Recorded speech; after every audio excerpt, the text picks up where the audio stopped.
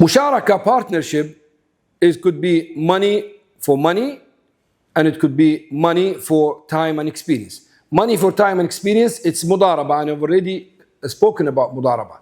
Money for money, we both have money, me and you, we have money, and we put our capital together, either equal or different, it depends. So our percentage in that company will be based on the amount that we put.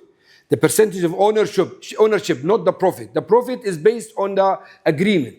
So we could have, let's say, for example, I pay 30,000 and you pay 70,000.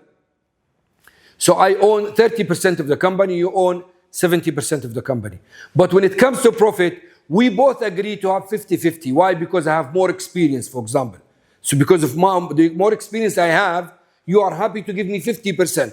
Because you are relying on me and my experience and generating and making profit. So this is the musharaka. In musharaka, we both act as one person. And we can both act on behalf of each other. So everyone can act and deal with this company as if it's his own company. Unless if there are restrictions in the contract between each other, then that will restrict you. Otherwise, when it's musharaka maliya, a financial partnership that we both put money in the company, we both represent each other in working in this company. Wallahu a'lam.